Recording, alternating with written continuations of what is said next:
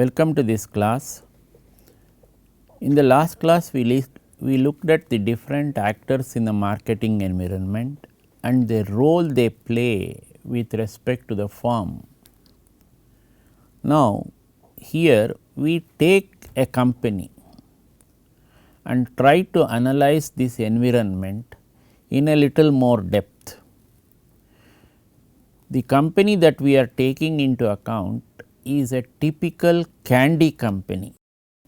If you look at the European market, most of these candy companies vie for a marketing space, because the number of companies producing candies are quite a huge number, and they have to fight for this marketing space or the shelf space in each of these well known chains or malls in the present day context. More often than not, you find these candy companies by the side of the exit, that is the cash windows, and these are prominent in their exhibition of these candies, and they are packed attractively to catch the attention of the children. So, many nice logos like I am waiting for you and putting a child's this thing on the top of the cover, and then the company is using lot of incentives to buy these candies, saying 3 for the price of 2, 4 for the price of 3, all these things keep happening in most of these places. And more often than not, when children accompany the elders into this marketplace, it is very probable that the child's attention will be going towards these candies. And when it goes towards these candies, normally the elders will not prevent the child from having candies. So, it is in this short time these candies have to be sold.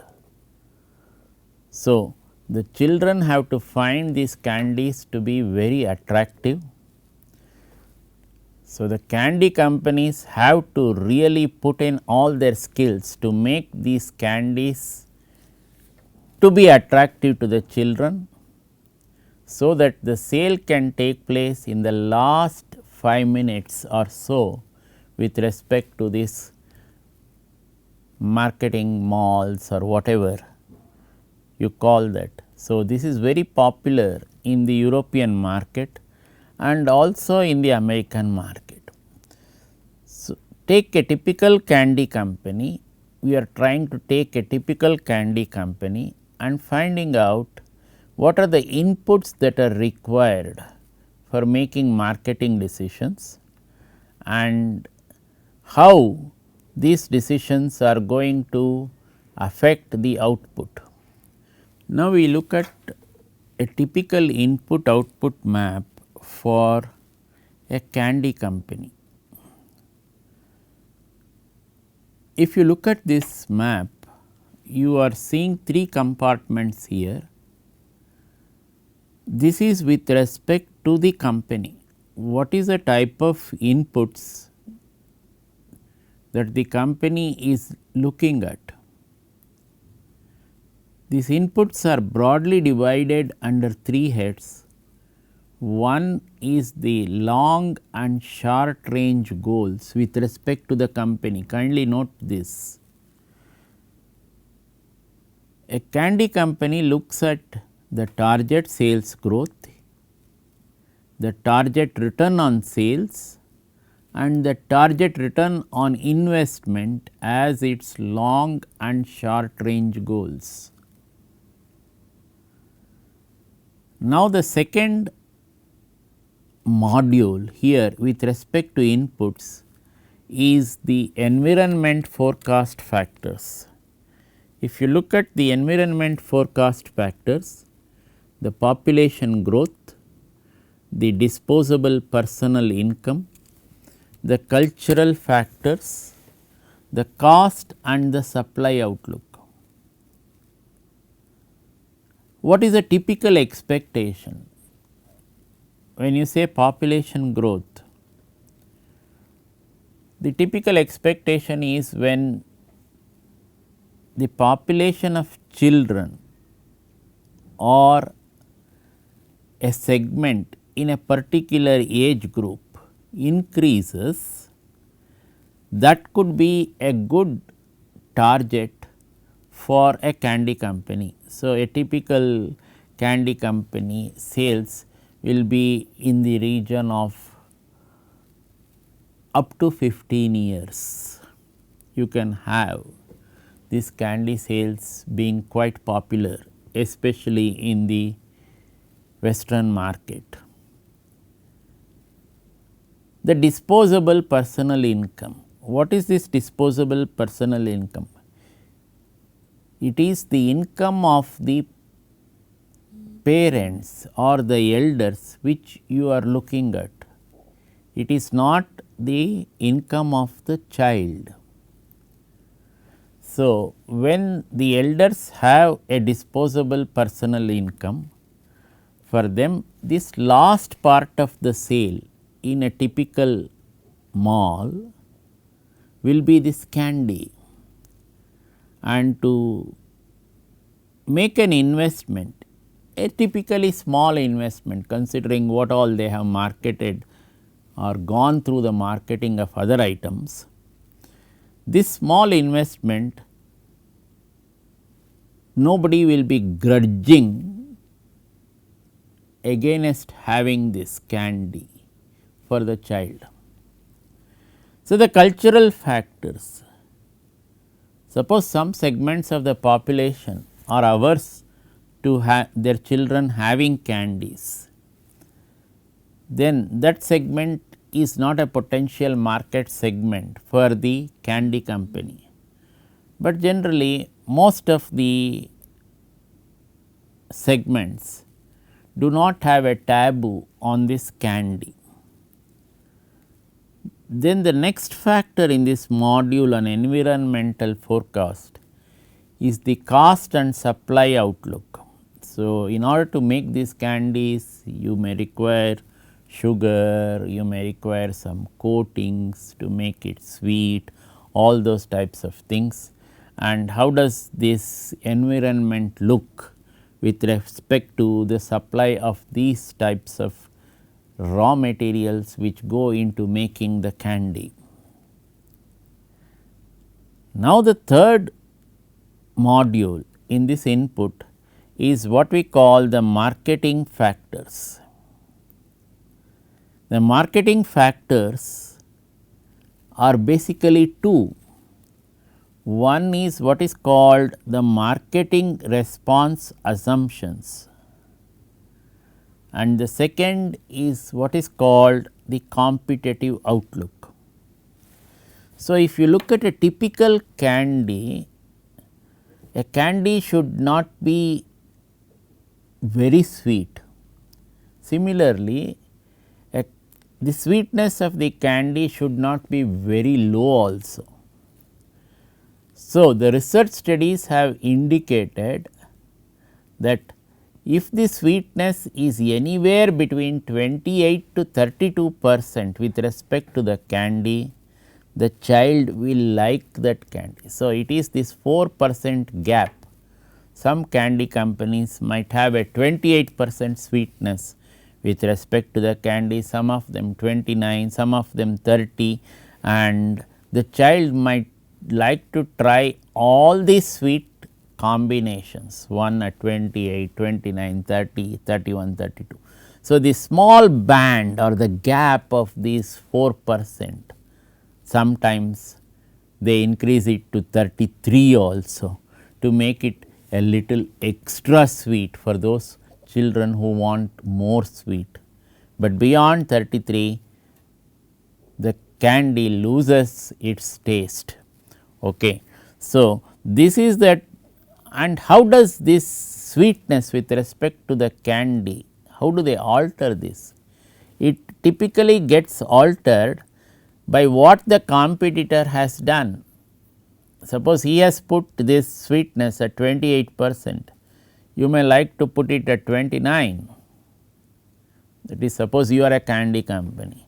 So, you would not like to put it at the same 28%, because all these companies are vying for a shelf space and they want these candies to be sold in the least possible time. So, these different malls are giving this large number of candy companies shelf space, one for a candy company in the morning, for another candy company in the afternoon.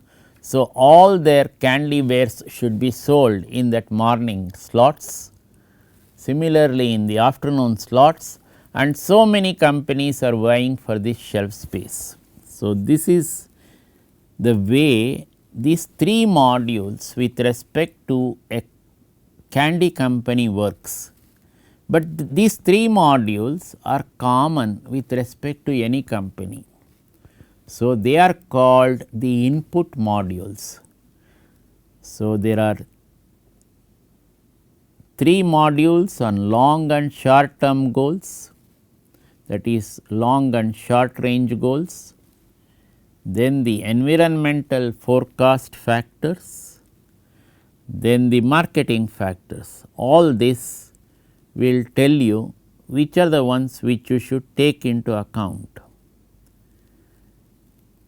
Then when you look at all this, pull these modules together, you come out with what is called a company marketing strategy. Suppose this middle, you put it as a company marketing strategies. These input modules feed into this company marketing strategy and come out with outputs. So, a typical input output map for a company marketing decision looks like you have the input side, you have the output side. These inputs typically have three modules, and all these three modules feed to the company marketing strategy, giving to what is called the outputs. What are these outputs? These are characterized by wholesale price, that is, what is the basic price that the company, that is the base price which the company expects from the sale of these candies, that is a percentage of profits all included already. Suppose he says that I want a minimum of 20% profits on this, that comes under this wholesale price only. Over that you have trade alliances and discounts. Suppose he is giving it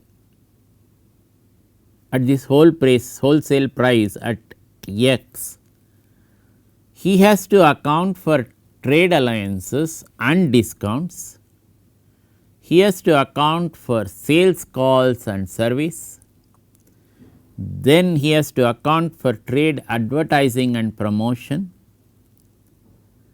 Suppose he has joined with a pool of advertisers, that is what is called the cooperative advertising alliances.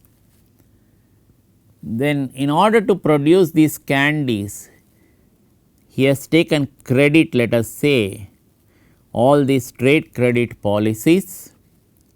Then what about the delivery policies? How many hours before this candy to be delivered to this mall for exhibiting in the correct shelf space allocated to it. So, all these outputs which you are seeing, they are having an impinging effect on the wholesale price.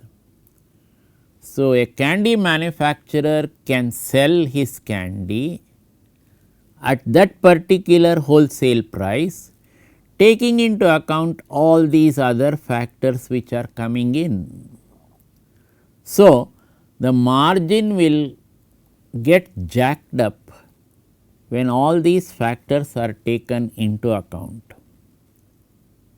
Similarly, as I told you, a candy will be preferred by the child depending on its sweetness. Suppose it is not very sweet, the child will not like it. Suppose it is over sweet also, the child is not likely to accept the candy. So, your product characteristics, your packaging characteristics, it must be a very attractive package for the child.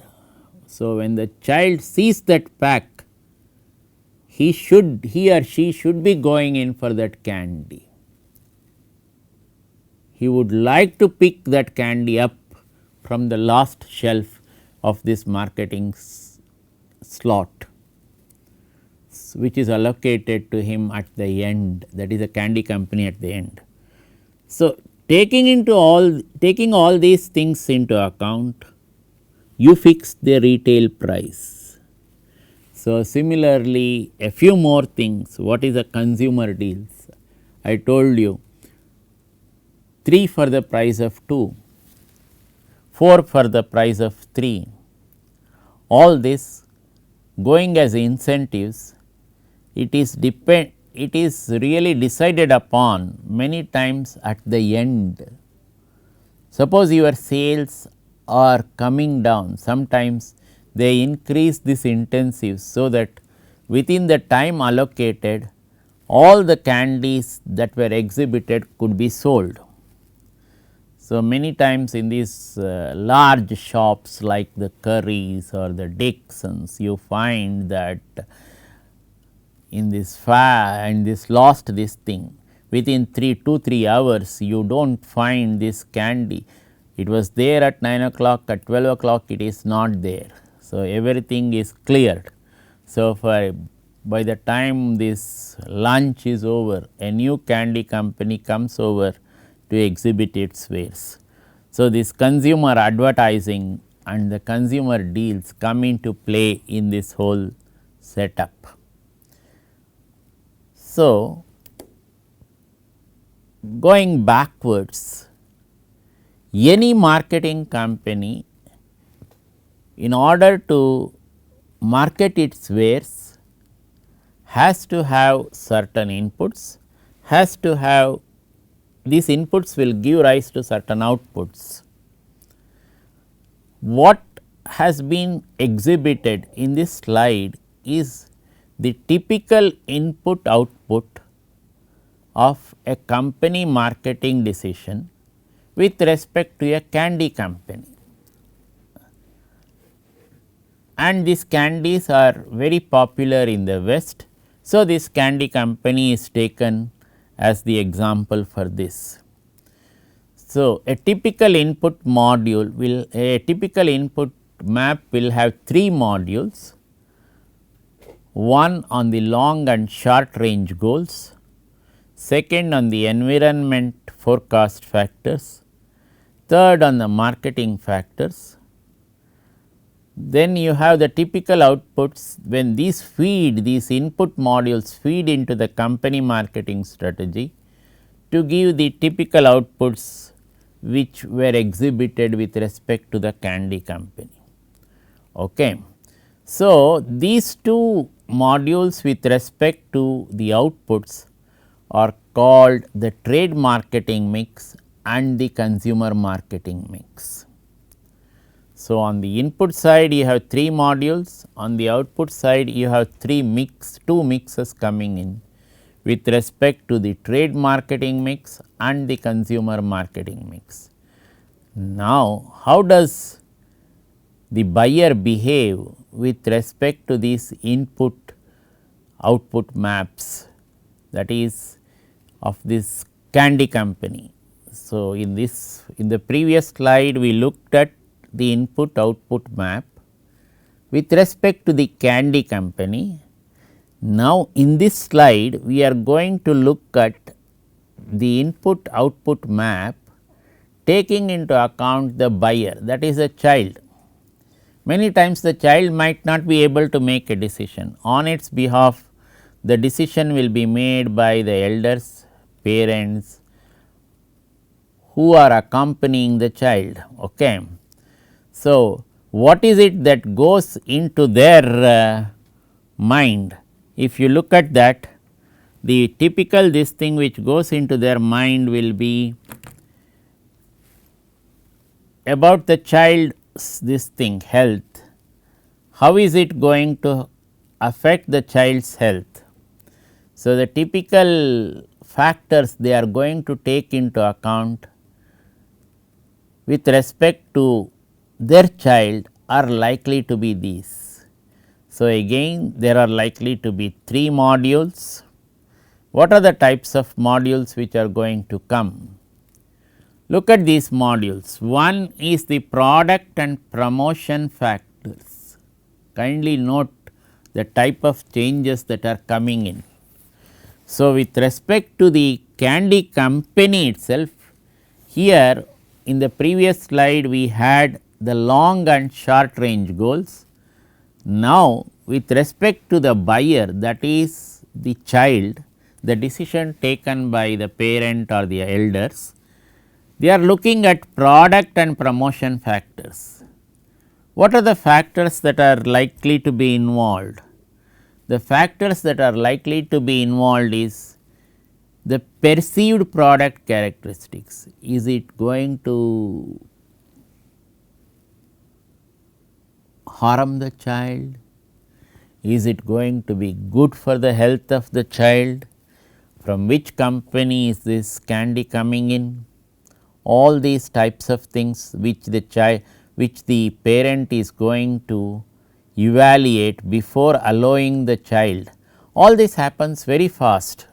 So, you see the brand of the candy and the parent is going to make a decision, yes, I am going in for this candy with respect to my child.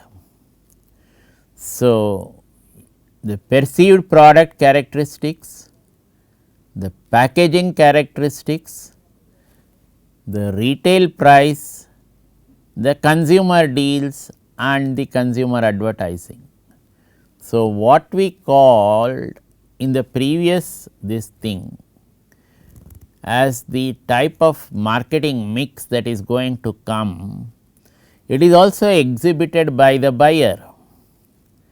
Then if you look at the distribution factors which forms the second module, the child is looking at how this candy is exhibited, that is the shelf spacings and the location, the special promotions, displays and promotions. So, many are fond of advertising their candy in a way that the child's attention will always get focused when it comes by the with the parent towards the end shelf, that is where they make the payment, swipe the card or make cash payment, whatever it is.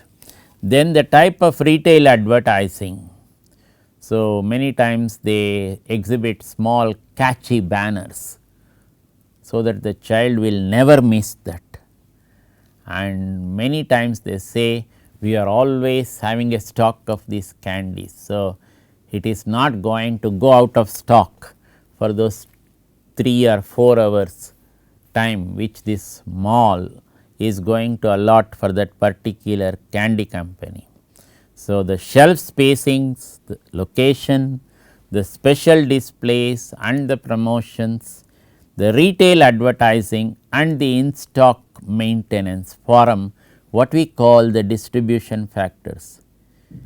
Depending on your company, some of these may get altered, but more or less these modules are likely to remain the same. So, the second module on distribution factors again has got 4 compartments or 4 sub factors. These are the 4 sub factors. The last one on the environmental factors. The parent might be concerned, suppose the child were to eat many candies, he might become obese. So, weight consciousness. The second thing is, suppose your child takes many candies, it may affect his cavity, that is the dental side of it. And the last thing is the incomes, that is where we mentioned the personal disposable income may not greatly impinge, because this particular candy company's product will generally be affordable by almost all the families in the West. Okay, whether it is below a particular level, what we call now in the Indian context below poverty line and above poverty line. So, even a below poverty line parent can easily afford these candies. And what is the type of typical outputs that you are going to get? So, if you look at the typical outputs, it will be the sales with respect to the industry, that is the industry, candy industry as a whole, and with respect to the particular company, what is the type of market shares that you are getting. Maybe you get 2% or 3% of this entire market, even that is good for you. So, this is a typical way you get for a company. So, what did we look at? We looked at two things. One is we looked at the input output map for this candy company from the company's point of view. Then we looked at this input output map from the buyer's point of view. Now, you combine both of them, you get what we call the comprehensive marketing system map for this particular candy company. This is a wonderfully designed slide where you get into this entire gamut of players with respect to a company, a candy company, almost a ubiquitous product which is exhibited in almost every big store in the West and has a definite shelf space and a definite time for exhibition as well. So, if you look at all this, you find in a typical, for a typical candy company, you are looking at something like 34 compartments making up this comprehensive marketing system map for the candy company. So, on the environment side, you have 1 and 2 representing the company marketing strategy and the competitors marketing strategy. So, the environment is the feed for the company marketing strategy as well as the competitors marketing strategy. When we look at the typical marketing decision variables which are likely to come into effect, you are getting the product characteristics, you are getting price, you are getting sales force, you are getting physical distribution and service, and then you are getting advertising and sales promotion. Kindly look at the linking lines also which are coming in.